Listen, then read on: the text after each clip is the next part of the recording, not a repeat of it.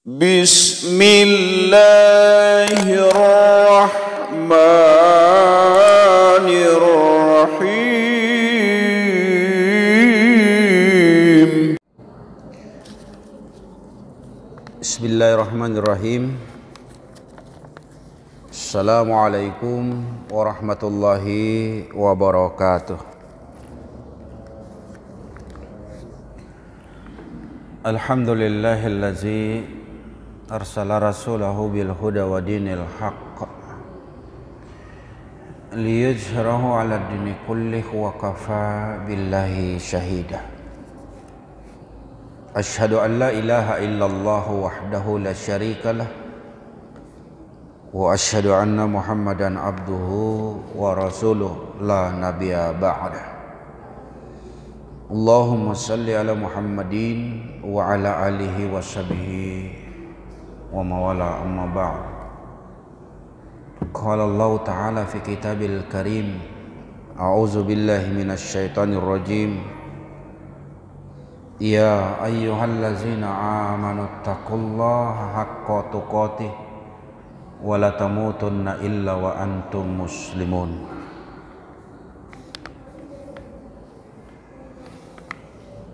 Hadirin jamaah salat maghrib Masjid Fastabiqul Khairat yang sama-sama dimuliakan Allah Subhanahu wa taala. Mari kita senantiasa memanjatkan puji syukur kehadirat Allah Subhanahu wa taala yang dengan limpahan rahmat karunia, hidayah, hingga kita masih diberikan banyak kenikmatan, khususnya nikmat Islam, iman, kesehatan, kesempatan, waktu luang, hingga kita bisa hadir di dalam majelis rutin Masjid Fastabiqul Khairat sebagaimana biasanya. Salawat dan salam kepada Rasulullah mudah-mudahan selalu tersampaikan kepada junjungan kita Nabi Allah Muhammad sallallahu alaihi wasallam. Berkat perjuangannya, pengorbanannya, mujahadahnya, Islam sampai kepada kita sekalian. Bapak Ibu majelis yang dirahmati Allah Subhanahu wa taala,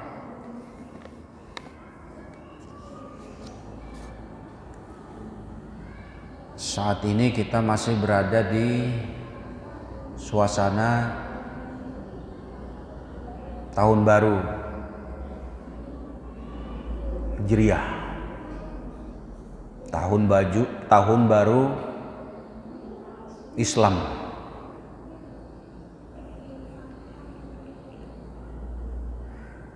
12, 13 memasuki hitungan ke-14 insyaallah malam ini 14 Muharram 1443 Hijriah. Suasana tahun baru Hijriah ini memang tidak sama dengan tahun baru Miladiah. Sepi-sepi saja, tidak ada sesuatu yang wah, tidak ada sesuatu yang berbeda dengan hari-hari yang biasa. Jadi sama saja. Tapi begitu kita memasuki pergantian tahun Masehi atau Miladiah, itu sehari sebelum pergantiannya itu sudah sekurang-kurangnya di pinggir-pinggir jalan ada hamparan karung-karung jagung, ya. Karena memang untuk pergantian tahun Hijriah seperti itu tidak ada nas ataupun petunjuk untuk kita memperingatinya. Walaupun ada sebagian pendapat dan pemahaman orang-orang yang memang pada malam masuk 1 Muharram itu dengan berbagai macam kegiatannya, tentu dengan dalil dan pendapatnya yang disesuaikan dengan keyakinannya. Kita tidak mempermasalahkan itu sebagai bentuk varian pemahaman dari masing-masing kita yang memaknai momen pergantian tahun Hijriah. Ada doa penutup akhir tahun dan ada doa pembuka tahun. Itu yang sempat saya baca-baca.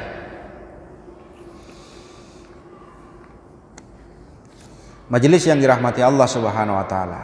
Lalu bulan ini pula bertepatan dengan bulan Agustus. Bulan di mana negeri kita ini merdeka sudah berusia 76 tahun. Kalau 76 tahun ini usia kita ya sudah sepuh, sudah sangat matang, sudah sangat bersiap-siap untuk kembali kepada pemiliknya Allah Subhanahu wa taala.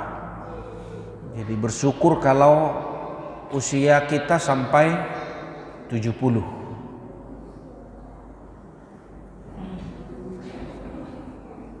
Jadi bulan ini ada 2 momen sekaligus yang secara bertepatan. Agustus, hari kemerdekaan negeri kita yang ke-76, kita sebagai warga negara Republik Indonesia memperingatinya tepatnya 17 Agustus 2021. Sedangkan perpindahan tahun Hijriah 1 Muharram 1443 Hijriah.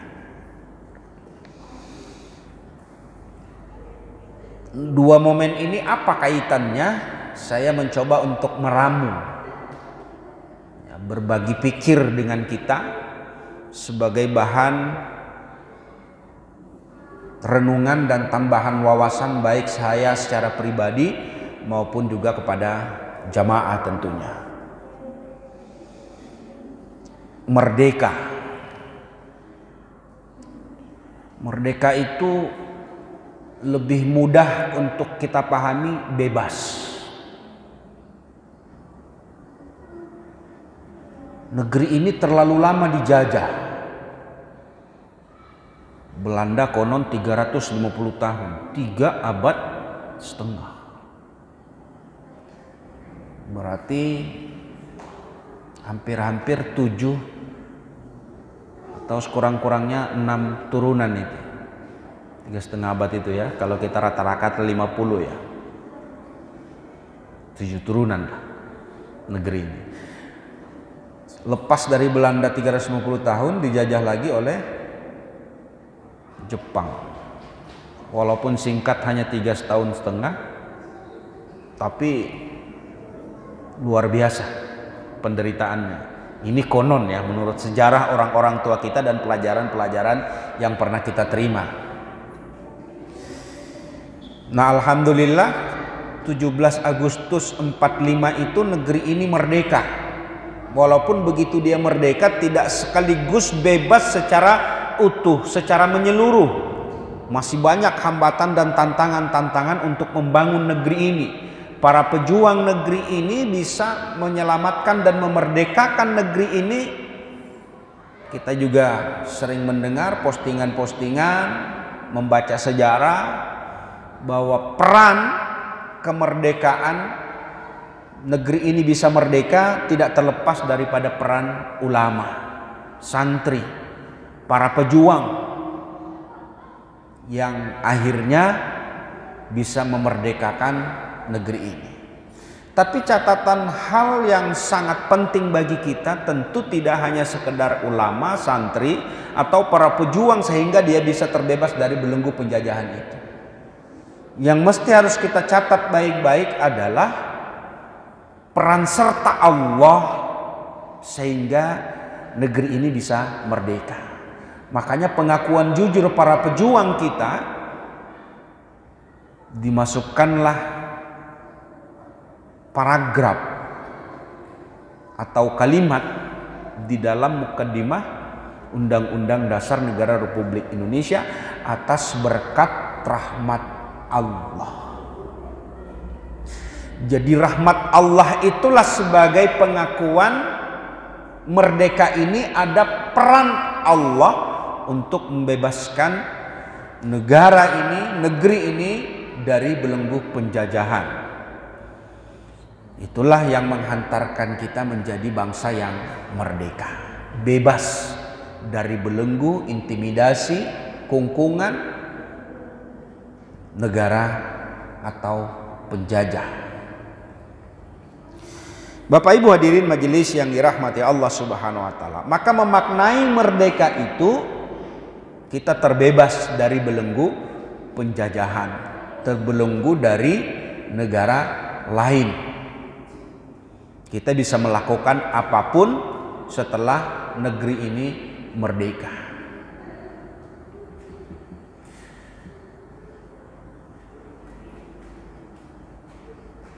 Saya ingin mengajak memaknai merdeka itu tentu tidak hanya sekedar kita merdeka dari penjajahan negeri lain. Karena makna yang hakiki kemerdekaan itu adalah bagaimana membebaskan diri kita dari belenggu penjajahan nafsu dan syahwat kita sebagai manusia. Itu yang jauh lebih terpenting untuk kita maknai kemerdekaan ini. Karena Allah menghadirkan kita ke permukaan bumi ini, wa ma khalaqtul jinna wal insa illa liya'budun. Jadi dari kacamata agama, dari sisi akidah, bahwa kita merdeka itu sesungguhnya bagaimana melepaskan diri kita dari belenggu syahwat, belenggu hawa nafsu. Allah menciptakan kita ke permukaan bumi ini untuk ibadah, tunduk, patuh. Maka loyalitas kita disebut merdeka, sebenarnya merdeka ketika loyal kita itu hanya tertuju kepada Allah Subhanahu wa taala, bukan selain Allah. Apa kaitannya dengan hijrah? Nah, hijrah itu yang lazim kita pahami berpindah dari satu tempat ke tempat yang lain. Yang kondisinya tadi tidak baik menjadi baik. Jadi perpindahan dari tempat yang satu ke tempat yang lain, yang tadi kita berpindah dari suasana yang tidak baik, keadaan yang tidak bagus, suasana yang buruk, lalu kita hijrah, pindah ke tempat yang jauh lebih baik. Sebagaimana Rasulullah Shallallahu Alaihi Wasallam diperintahkan oleh Allah hijrah dari kota Mekah ke kota Madinah. Nah, makna sesungguh hijrah yang dapat kita pahami adalah bagaimana kita berpindah dari suasana hati yang tidak taat kepada Allah Subhanahu wa taala, lalu kita berpindah kepada hati yang cenderung taat kepada Allah Subhanahu wa taala. Bapak Ibu hadirin majelis yang dirahmati Allah Subhanahu wa taala. hijrah maknawi atau dengan hati itu berpindah dari maksiat dan segala apa yang Allah larang menuju ketaatan kepada Allah Subhanahu wa taala. Jadi kita yang hari ini sudah merasakan kebaikan-kebaikan, amalan-amalan, kebiasaan-kebiasaan yang dulu tidak pernah kita lakukan untuk taat kepada Allah Subhanahu wa taala, lalu hari ini alhamdulillah kita menjadi taat, itulah sesungguhnya bagian daripada bentuk hijrahnya kita. Mungkin kita mengingat masa-masa lalu, bisa 50 tahun yang lalu yang sudah umur 60, 70, bisa 40 tahun yang lalu, bisa 30 tahun yang lalu, ya. Tergantung usia kita. Berapa lama kita merasakan berpindahnya kita dari kebiasaan buruk menjadi kebiasaan baik. Berapa lama kita merasakan dari kebiasaan-kebiasaan buruk menjadi kebiasaan-kebiasaan yang mengarahkan kita taat kepada Allah Subhanahu wa taala. Boleh jadi ada yang baru tahun-tahun kemarin, baru 10 tahun, 5 tahun, atau mungkin baru beberapa bulan, tidak menutup kemungkinan. Allah berikan hidayah, Allah berikan petunjuk untuk kita berpindah, untuk kita hijrah dari kebiasaan-kebiasaan kita yang tadinya tidak baik menjadi baik, yang tadinya kita tidak taat menjadi taat. Itulah sesungguhnya hijrah yang kita maknai. Majelis yang dirahmati Allah Subhanahu wa taala, Allah tidak menciptakan kita sia-sia. Pasti ada suatu perintah dan larangan yang mesti kita jalankan, dan mesti pula kita jauhi. Itulah makna takwa. Sering khatib di mimbar pada hari Jumat mengingatkan untuk bertakwa. Apa makna takwa itu? Melaksanakan segala apa yang menjadi perintah-perintah Allah, yang kita iringi pula dengan kemampuan kita untuk meninggalkan segala apa saja yang menjadi larangan-larangan Allah Subhanahu wa taala. Itu sudah menjadi rambu-rambu. Jadi yang dimaknai dengan takwa itu bagaimana kita berupaya melaksanakan seluruh perintah-perintah Allah, lalu kemudian semaksimal mungkin kita berupaya untuk meninggalkan segala apa saja yang menjadi larangan Allah Subhanahu wa taala. Nah, semuanya itu sudah tertuang di dalam syariat, di dalam aturan. Maka untuk memahami bagaimana perintah, bagaimana larangan, butuhlah kajian-kajian seperti ini. Butuh kita pembelajaran yang secara terus-menerus. Sampai kapan? Apakah nanti ada khatamnya? Apakah nanti ada lulusnya? Nanti apakah ada selesainya yang namanya ngaji dan belajar agama itu? Tentu tidak. Dia tidak pernah lulus. Dia tidak pernah selesai. Sampai kapan? Sampai nanti akhir hayat kita. Berdoa kepada Allah Subhanahu wa taala, mudah-mudahan kita terus-menerus diistiqomahkan oleh Allah untuk terus belajar menuntut ilmu.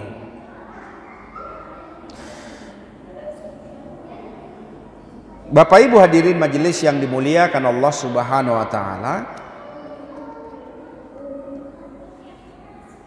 apa hasibutum annama khalaqnakum abatha wa annakum ilaina la turja'un. Apakah kamu mengira, kata Allah, bahwa sesungguhnya kami menciptakan kamu secara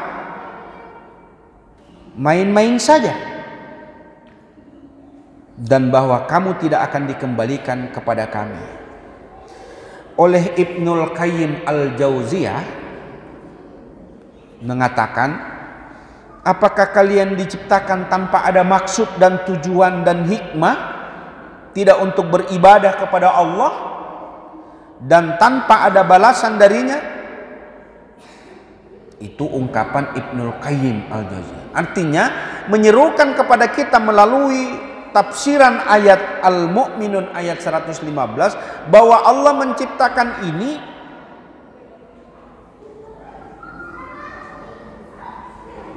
bukan berarti tidak ada maksud dan tujuan. Allah menciptakan kita ini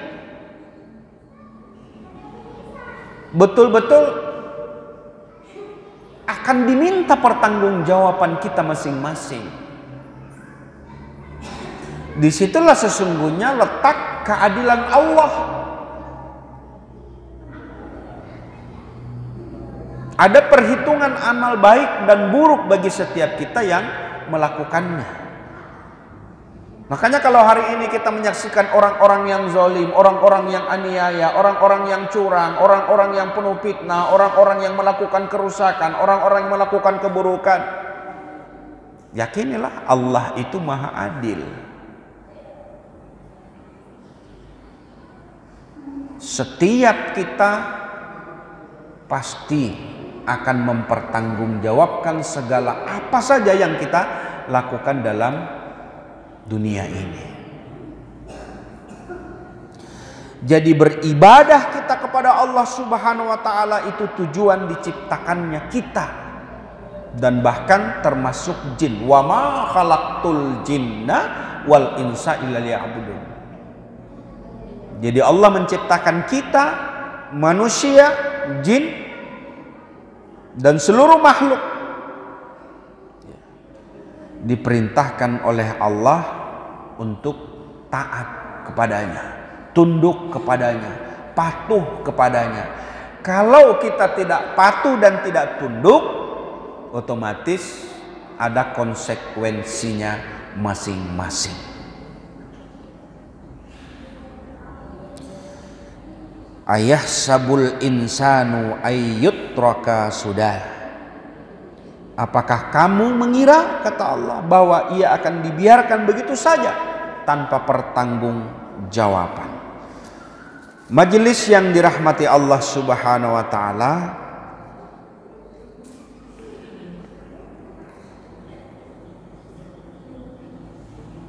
manusia ideal itu adalah manusia yang bisa merealisasikan tujuan penciptaannya. Jadi tujuan kita diciptakan oleh Allah sudah sangat kita pahami, sudah sangat familiar kepada kita, bahwa di dalam hati kita itu ngapain kita hidup ini, untuk apa kita hidup ini. Maka di benak dan pikiran kita itu bahwa Allah menciptakan kita ibadah, ibadah, ibadah kepadanya, tunduk, patuh, dan taat kepadanya. Itulah tujuan penciptaan Allah kepada kita sebagai manusia. Nah, maka manusia ideal yang diharapkan itu adalah manusia takwa tadi. Manusia yang bisa melaksanakan apa yang menjadi perintah-perintah Allah, lalu kemudian dia berupaya dengan memaksimalkan diri untuk bisa meninggalkan segala apa saja yang menjadi larangan-larangannya. Nah, tentu ini sangat banyak kalau kita jabarkan, dan rasanya kita sudah tahu, gamblang sudah, mana yang hak, mana yang batil, mana yang salah, mana yang benar, mana yang bagus, mana yang buruk. Orang-orang yang bisa membedakan itu adalah orang-orang yang memang sudah diberikan petunjuk, diberikan hidayah, sehingga dia bisa memilah. Dia diberikan furqan, dia diberikan pembeda. Tapi ketika orang belum diberikan hidayah, diberikan petunjuk, walaupun ilmunya tinggi, itulah yang tidak bisa membedakan mana yang baik, mana yang buruk, mana yang hak, mana yang batil. Majelis yang dirahmati Allah Subhanahu wa taala,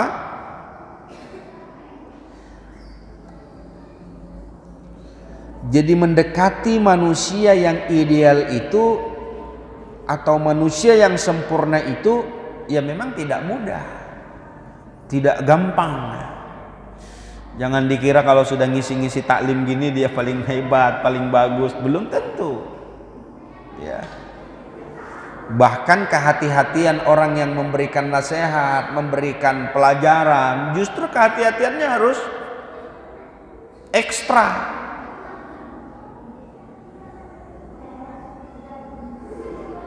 Bukan berarti dia yang tahu segalanya, tentu tidak. Kita ini dalam rangka watawasau bil haq, watawasau bis sabar. Saling nasihat menasehati dalam kebenaran dan dalam kesabaran.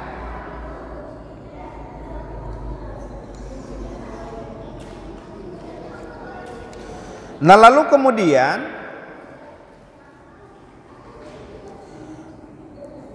orang-orang yang dikatakan takwa atau menuju manusia yang ideal itu ya tentu tidak mudah ya, tidak gampang. Ada upaya-upaya yang memang harus kita perjuangkan. Kan tidak sedikit ada saudara-saudara kita, kenapa ndak ikut taklim? Kenapa ndak mau ngaji? Kenapa ndak mau sholat? Kenapa sholatnya ndak mau jamaah? Banyak pertanyaan-pertanyaan yang muncul seperti itu. Tidak sedikit jawabannya banyak dan bervariasi. Ada yang bilang nanti kalau sudah diberikan hidayah oleh Allah, nanti kalau sudah dimudahkan rezeki oleh Allah, macam-macam pertanyaan-pertanyaan atau jawaban-jawaban seperti itu.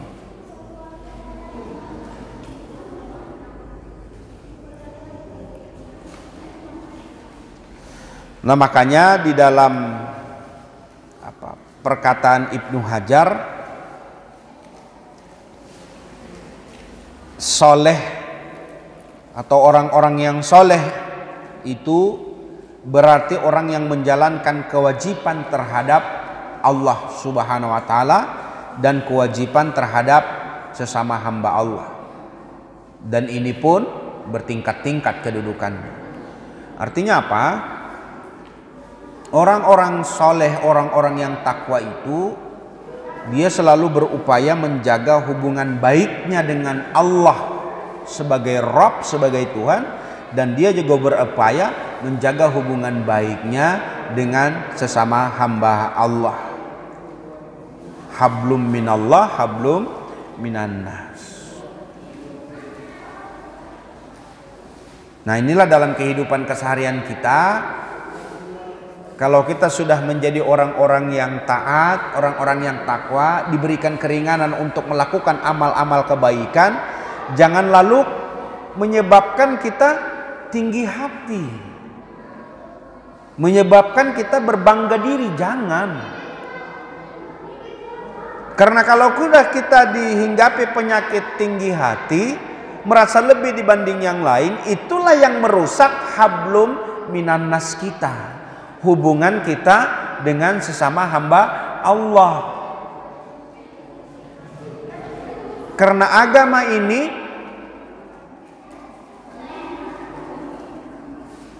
bagaimana kita menjaga hubungan baik kita dengan Allah, dia akan terimplementasi hubungan kita dengan sesama manusia pula. Jadi kalau ada orang yang taat, orang yang soleh, sudah rajin ngaji, hafalannya banyak, jidatnya hitam, sorbannya besar, lalu kemudian taatnya kepada Allah dengan kasat mata luar biasa, tapi kemudian dengan sesama manusia angkuh, sombong, menganggap remeh, ada yang salah itu. Karena kalau kita bergambar kepada Rasulullah Sallallahu Alaihi Wasallam dengan segala kemampuan kesalehannya, bahkan dia dianggap, dijamin oleh Allah masuk surga, tidak pernah mengajarkan tentang bagaimana berbangga diri dengan manusia lain, tidak merasa tinggi hati dengan manusia lain. Justru dia diutus oleh Allah ke permukaan bumi ini, bagaimana dia mengajarkan akhlak kepada sesama manusia. Makanya dia akan beriring itu. akidah, akhlak. Akidah, ibadah, akhlak, muamalah. Sering kita dengar ya. Jadi kalau sudah akidahnya kuat, otomatis dia akan mencari tahu bagaimana mewujudkan akidah itu, mewujudkan keyakinan itu. Maka dia akan tempuh bagaimana beribadah kepada Allah Subhanahu wa taala. Nanti kalau dia sudah beribadah kepada Allah Subhanahu wa taala, maka dia akan implementasikan pula ibadah itu, tidak hanya baik kepada Allah, tidak hanya dekat kepada Allah, tapi baik pula akhlaknya kepada sesama manusia. Nah, kalau kita menemukan ada orang, sekelompok orang taatnya kepada Allah luar biasa, tapi menganggap remeh manusia lain, ada yang salah.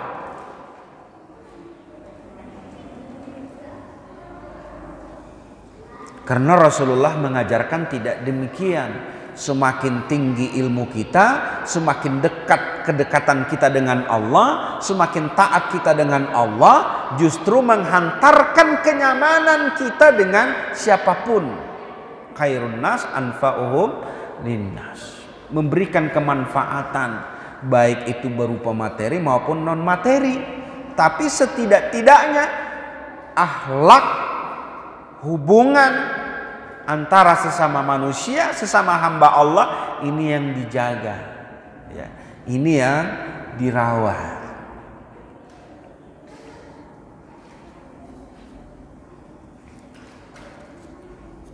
Dalam salah satu hadis riwayat Ahmad, innama bu'istu la utammima sholihal akhlak. Sesungguhnya aku diutus untuk menyempurnakan baiknya akhlak.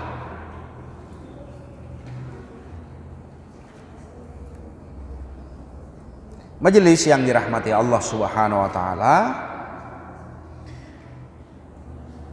maka untuk menyempurnakan manusia yang saleh, manusia yang takwa, ya memang tidak mudah, tapi bukan berarti tidak bisa. Tetap saja ada upaya-upaya kita ke arah sana. Karena Rasulullah juga mengatakan bahwa yang terbaik bukanlah orang yang tidak pernah berdosa. Karena kalau kita ini menghitung-hitung dosa kita, Allah Maha Baik, Dia tutupi aib kita ini. Dia tidak perlihatkan dosa dan maksiat kita kepada Allah. Kekurangan-kekurangan masing-masing diri kita ini ditutupi oleh Allah. Kalau saja dibuka malu kita, tapi Allah tutupin. Makanya kata Rasulullah, manusia yang terbaik itu bukanlah orang yang tidak pernah berbuat dosa. Dan setiap manusia pasti dia pernah melakukan perbuatan dosa. Dan setiap manusia itu pasti pernah melakukan kesalahan. Yang paling baik dari mereka itu adalah yang mau bertaubat kepada Allah Subhanahu wa taala. Wasari'u ila magfiratin mir rabbikum wa jannatun arduhas samawati wal ardh. Jadi orang-orang yang mau bertaubat kepada Allah Subhanahu wa taala, itulah sesungguhnya kata Rasulullah yang paling baik di antara manusia.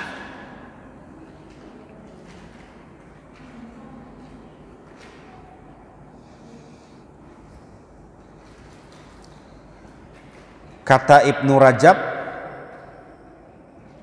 orang yang mau kembali pada Allah dari maksiat menuju ketaatan artinya mau berhijrah dari maksiat dahulu menjadi lebih baik saat ini. Makanya kata Rasulullah kan, jangan sampai kita itu hari ini sama dengan kemarin. Semestinya hari ini lebih baik dari kemarin. Hari ini lebih baik dari kemarin. Hari esok jauh lebih baik daripada hari ini. Itu yang dipesankan oleh Rasulullah kepada kita. Artinya apa? Peningkatan amal ibadah, kebaikan-kebaikan, ketaatan-ketaatan kita kepada Allah itu semestinya harus kita upayakan meningkat. Kita usahakan menaik. Walaupun kita sadari ada waktu-waktunya iman kita itu down, menurun, tidak stabil. Yaitu sunnatullah. Biasa kita sebagai manusia ada waktunya semangat ibadah, belum azan sudah kita di masjid ya. Tapi ada waktunya nunggu qomat aja lah baru ke masjid. Atau yang biasa bangun malam ada waktunya semangat sholat malam jam 3, jam 4, biar gimana pun ngantuknya enggak terasa ngantuk. Itu saat-saat iman kita menanjak naik. Tapi ada kalanya sudah jam 4, belum ya. Nanti tidur lagi. Apalagi kalau tidur ngantuk dan malas itu setengah jam itu seperti 5 menit kan. Begitu kita nambah setengah jam kita sangka, tahu-tahu sudah mau azan di masjid, azan subuh. Akhirnya apa? Ketinggalan sholat malam kita. Yang biasa sholat duha, yang biasa sholat duha, ada waktunya semangat, dia jaga itu. Sekurang-kurangnya 2 rakaat, bisa 4 rakaat, syukur-syukur bisa 8 rakaat. Ya, karena duha ini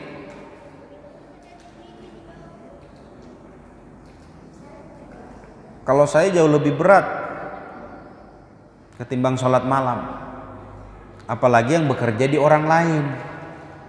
Ya, tentu waktunya terbatas. Tapi kalau malam tidak ada yang membatasi kita, tergantung iman kita tadi. Ya. Karena salah satu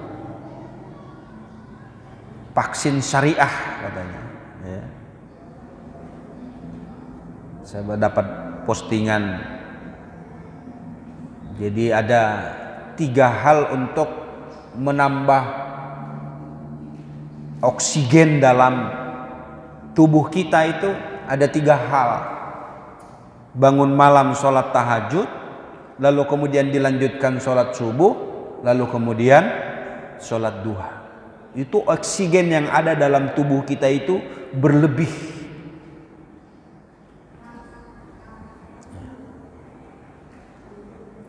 Nah, ini yang mesti harus kita manfaatkan. Di akhirat mendapatkan janji kebaikan, pahala yang besar dari Allah Subhanahu wa taala. Di dunia pun juga diberikan kesehatan.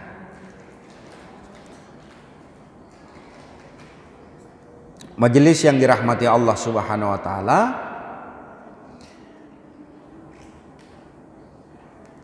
kata Allah dalam Quran surat At-Tahrim, ya ayyuhallazina amanu tubu ilallahi taubatan nasuha. Ya.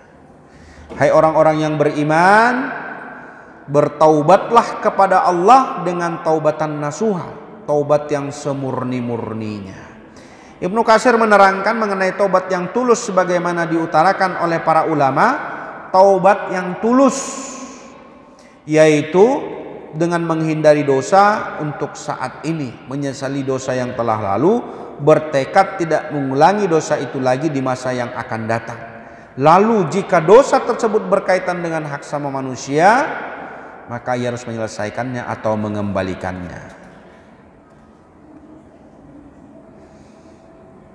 Huzaifah pernah berkata, cukup seseorang dikatakan berdusta ketika ia mengucapkan aku istighfar pada Allah, aku memohon pada Allah, lantas ia mengulangi dosa tersebut.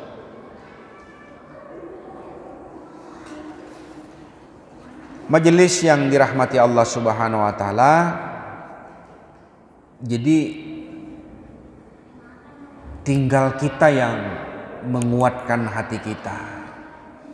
Pemaknaan hijrah yang kita bahas tadi itu adalah bagaimana menguatkan hati kita ini untuk berpindah dari kebiasaan-kebiasaan buruk menjadi kepada ketaatan kita kepada Allah Subhanahu wa taala. Ya memang tidak gampang, butuh perjuangan, butuh pengorbanan, butuh kesungguhan.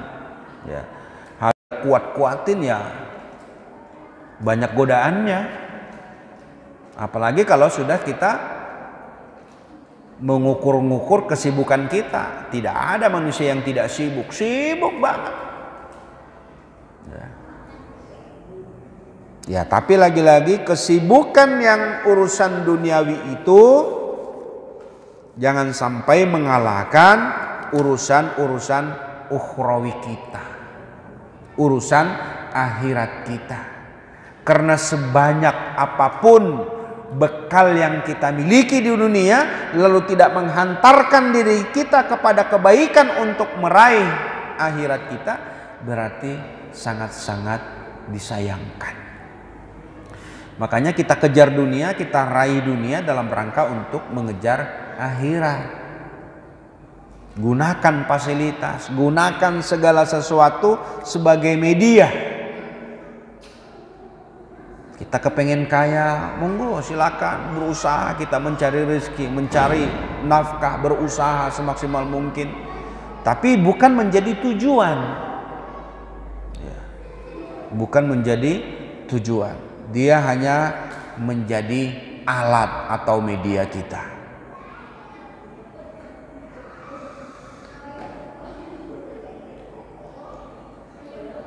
Nah, bagaimana untuk menjadikan kita terus istiqomah dalam ketaatan kepada Allah Subhanahu wa taala? Setidak-tidaknya yang pertama itu ya kita harus memulainya dengan niatan yang ikhlas. Niatkan dengan ikhlas. Wa ma umiru illa liya'budu mukhlisin. Jadi segala sesuatu apa yang kita kerjakan, apa yang kita lakukan ini, yakini, pahami, kesemuanya itu mengharap ridha Allah Subhanahu wa taala.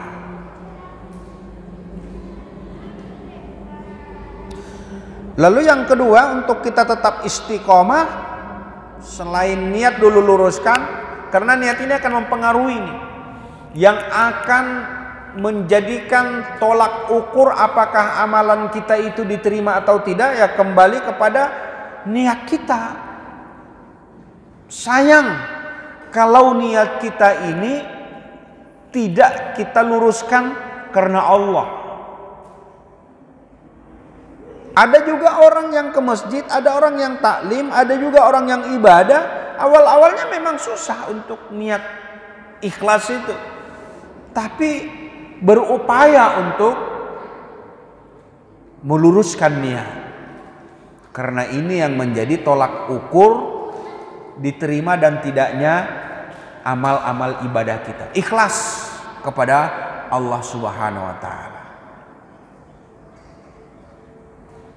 Maka sering kita dengar istilah tanam rumput akan tumbuh padi. Tanam padi akan tumbuh rumput, tapi tanam rumput tak akan bakalan tumbuh padi. Jadi kalau padi ditanam, itu rumput kiri kanan akan tumbuh. Padi itu kita gambarkan mengejar akhirat, amal-amal ibadah kita. Kalau sudah orang beramal ibadah, maka pahala akhiratnya dia dapatkan, maka dunianya juga akan dapat. Sekurang-kurangnya dunia yang dapat kita rasakan kalau kita rajin jamaah, kalau kita rajin majelis taklim, satu sama lain saling mengenal, satu sama lain saling silaturahmi, wawasan bertambah, ilmu pengetahuan juga semakin kita dapatkan. Itu dunianya. Akhiratnya ya jaminan Allah memberikan pahala dan kebaikan. Bapak Ibu hadirin majelis yang dirahmati Allah Subhanahu wa taala, setelah niat ikhlas, yang kedua meninggalkan maksiat.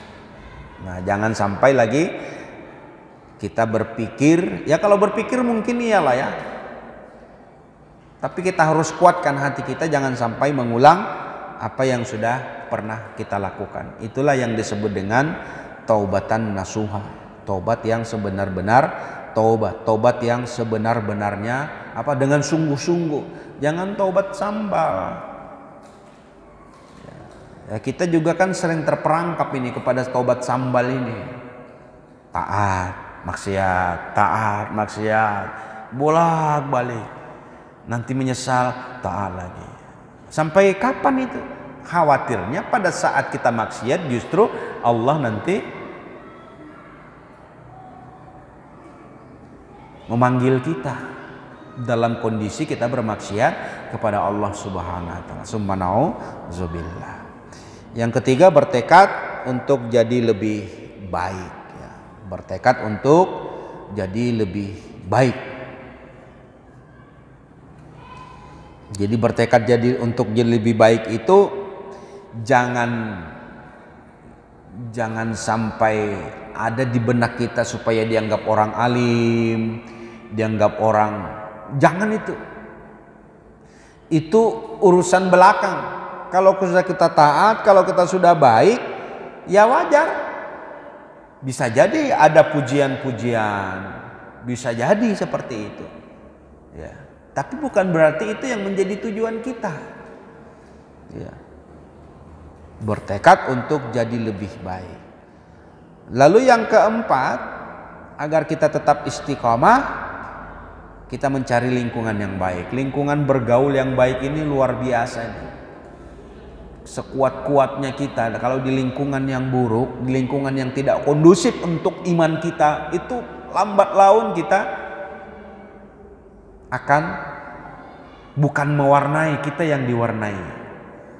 Ya. Niatan hati ada, kepengen merubah, memperbaiki orang lain. Tapi karena mereka banyak, di lingkungan yang kita dikepung banyak keburukannya ketimbang yang baik, ya sudah, buru-buru kita mewarnai, kita pasti akan lambat laun terwarnai mereka. Maka mencari lingkungan bergaul yang baik. Ini bagian daripada upaya untuk kita istiqomah. Nah, kalau kita kumpul-kumpul dengan orang-orang yang rajin majelis seperti ini, insya Allah kebaikan itu akan kita dapat. Ya beda dengan kita ngumpul-ngumpul, kalau mungkin nongkrong minum kopi, cerita ngalur ngidul, apalagi mungkin sambil judi misalnya, ya akan juga pelan-pelan itu akan mempengaruhi hidup. Sekuat-kuatnya kita akan bertahan, kalau terus menerus maka itu akan juga mempengaruhi hidup kita. Maka untuk bisa istiqomah, mencari lingkungan bergaul yang baik. Yang kelima, berusaha terus menambah ilmu lewat majelis ilmu. Nah, ini yang sudah kita lakukan. Walaupun sedikit demi sedikit nambah, ya. Walaupun mungkin ustadznya tidak terlalu hebat, gurunya tidak terlalu ini, tapi setidak-tidaknya karena niat kita tadi ikhlas kepada Allah, ya, maka disitulah, apalagi kata Rasulullah, di majelis zikir, majelis taklim seperti ini, ada malaikat yang mencatat kebaikan, mencatatkan pahala, ya.